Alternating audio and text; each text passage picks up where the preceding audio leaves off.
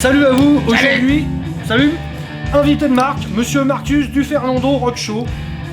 On s'est rencontrés au Hellfest en 2016. Ouais. Même avant, on se croisait de loin, mais on a commencé à discuter en 2016. Voilà. Donc, hier, c'était une chronique sur Orange Goblin. Alors aussi, c'était les 35 ans de Master of Puppets. Mais, à cause de la censure et tout ça, on n'a pas voulu se faire cuter. Donc, on ne l'a pas mis hier, donc on a parlé d'Orange Goblin. Aujourd'hui, c'est l'anniversaire de Monsieur Jason Newsted, ancien Flotsam and Jetsam, Metallica, Voivod, et puis il avait fait quelques projets avec d'autres musiciens. Il a sorti un album solo qui n'a pas super bien marché, et puis il a fait un gros break, grosse dépression, et là il officie un peu dans la folk country, truc acoustique. Donc bon, voilà, en tout cas bon anniversaire. 58 au compteur le père Jason. Et comme Marcus est fan de métal, français, Emma Jarboré, H-Bomb, coup de métal, voilà. Groupe de la banlieue sud de Paris des années 80 qui s'est formé en 82. Mais par contre, Marcus, éclaire-moi, certains membres jouaient sous une autre formation avant. Carrément. Alors, moi, je suis super content d'être avec Tank dans sa chronique. Il me fait l'honneur et la confiance de vous dire qu'avant H-Bomb, il y avait un groupe qui s'appelait Cyanure. Voilà. Moi, je ne le savais pas. Oui, je te le dis. On en apprend tous les jours. Et c'est pour ça d'ailleurs que grâce à ces vidéos, on fait découvrir des choses aux gens. Voilà. Donc, merci. C'est pas fini, Tank. Cyanure, un jour, je vais à un concert du côté de Melun. Et je les retrouve et ils ouvrent un groupe, tu sais, avec le petit chauve là, comment il s'appelle? Oui, celui qui a joué dans Mad Max, André Anderson, Rostatou. Les Cyanures ouvraient Rostatou quand même. C'est pas de la balle ça? Alors en plus, en parlant de Rostatou, il devait passer au mois de juillet. Ils sont censés repasser au mois de juillet 2021, mais j'y crois pas trop. En tout cas. Donc, les Cyanures, tout ça, cassette, machin, bidule, ils s'engueulent, ça split et ça devient. H-Bomb. Donc H-Bomb, ils ont la chance de signer sur un label hollandais, Raven Records. Alors à savoir que ce label, c'est le premier label qui a signé Mercyful Fate, c'est la première signature de ce label. Deuxième signature, c'est Sortilège, encore un groupe de chez nous, que moi je n'aime pas personnellement, mais bon, total respect quand même. Et ensuite, troisième signature de ce label, H-Bomb. Coup de métal. Et donc, faut savoir que dans l'Europe du Nord, H-Bomb, ils avaient quand même une notoriété. Parce que moi, je sais que quand je suis passé à Eindhoven, ou je me rappelle plus ce festival en Belgique, enfin passons, Dour, et puis je passe, je voyais des mecs, des Hollandais et des Belges avec des badges, des patchs, des t-shirts de H-Bomb, je fais mais c'est fou. Nous, chez nous, on n'en avait pas, et eux, enfin voilà. Bon, donc, premier album, c'est un mini-album. Avec entre autres un ami, un collègue, Monsieur Christian Martin comme guitariste, qui partira après.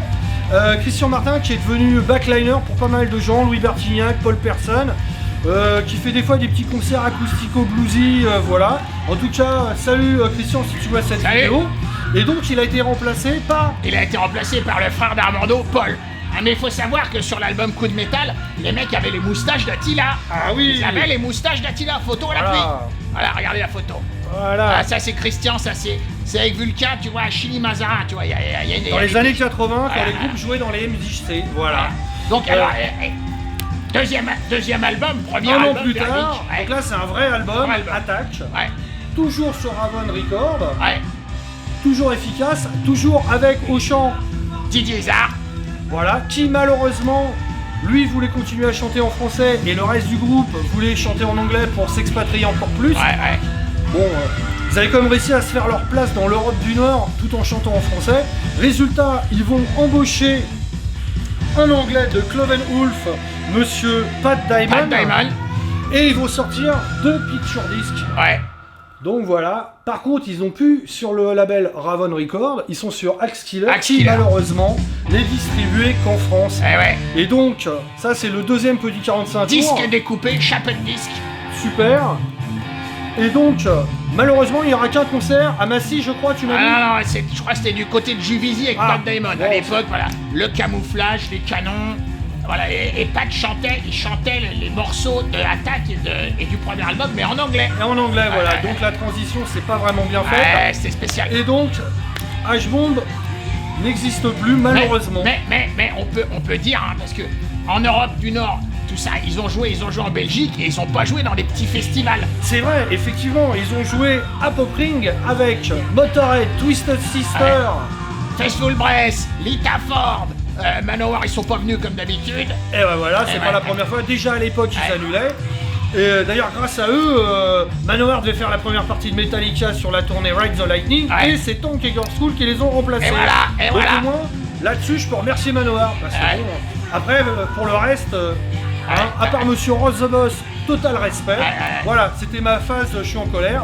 Bon, revenons-en à H-Bomb. H-Bomb, donc il va plus rien se passer. Dans les années 2000, Vulcain n'existe plus. Et donc, comment dirais-je, Phil Garcia va monter un groupe avec le batteur et Daniel Puzo. Ils vont monter. Et là, il est derrière toi. Ils vont Mr. Jack. Mr. Jack. Alors, c'est un mix d'un peu de Vulcain, un peu de H-Bomb.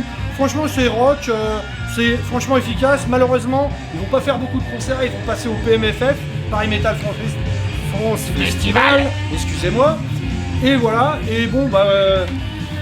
Ensuite, Vulcain va se reformer, donc... Ça, c'est une histoire, après, c'est de l'histoire. Voilà. Dans les années 2000, il y a une réédition chez Axkiller Records des 2 premiers albums, du mini et de l'album. Voilà. Et là, en 2018, il y a un label Mémoire Neuve, un label français qui tire ses disques que en vinyle et à petits exemplaires, qui est spécialisé dans le rock français, le punk, le metal, tout ça. Ils ont sorti 7 albums. Alors, on le voit bien, voilà. On le voit bien, on le voit très bien. Voilà, et donc il y a face A répétition et démo 1983, et sur la face B, c'est un live en Hollande à Gelen, salle Bogerer de Rich, c'est du hollandais, désolé. Donc voilà, bel objet, beau collector, avec à l'intérieur, vas-y, monte, le gars de la maison de disques qui se fout pas de la gueule du monde, avec une pochette avec plein de photos. Donc ça, c'est sorti que en vinyle. Voilà. Donc ça, c'est la dernière actualité qu'il y a eu d'H-Bomb. Malheureusement, le chanteur, donc Didier Izard, nous a quittés. Donc repose en paix. Lui, il n'aura pas vu, malheureusement, heureusement, cette période sans concert, sans tournée, sans festival. En tout cas, ça aurait été bien qu'H-Bomb se reforme, qu'il y ait eu quelque chose, qu'il y ait eu plus que 2 albums. Enfin bon. Parce que c'est quand même culte. Et j'avais croisé le mec d'Irax et tout, les mecs ils étaient fous sur H-Bomb, comme des fous, les mecs. Le bassiste, je me rappelle plus son nom, l'ancien bassiste de Death, Massacre et Obituary, il est gros fan de cette période de heavy metal français, avec tous ces groupes à H-Bomb, donc il y avait Blasphème, Vulcain, puis après la suite, ADX, Dark Kaiser, Squealer de Nantes, Stratson aussi, autre groupe de la banlieue sud. Enfin voilà. Bon, en tout cas Marcus, moi ça m'a fait plaisir de te voir, parce qu'on a fait 3 vidéos au Hellfest en 2016, 2017 et 2018. Vous tapez Monsieur Tank, Fernando Rocho, Hellfest, et vous verrez ma tronche et la tronche de Marcus. Voilà, donc content que tu sois venu me rendre visite pendant cette période, parce que je vois pas grand monde, moi je suis un peu... Période chiante, moi j'ai fondu. Chiante, sans boulot. Moi j'ai fondu, Tank, regarde, j'ai fondu, j'ai perdu les bras. J'ai pris là. Oh la vache. Enfin bon. On en a ras le cul. Sur ce, que le heavy metal vous éclaire. Et jetez une oreille à H-Bomb. Si vous l'avez pas, essayez de retrouver quelque part. Je pense que sur dans les conventions, machin, ça circule, on trouve. Enfin voilà. Bonne chance, à bientôt. Et à une prochaine, Marcus. Salut Tank, salut, à bientôt. Soutenez les mecs, soutenez, partagez les vidéos. Soutenez le Fernando Rock Show. Soutenez Tank. Voilà. Bye.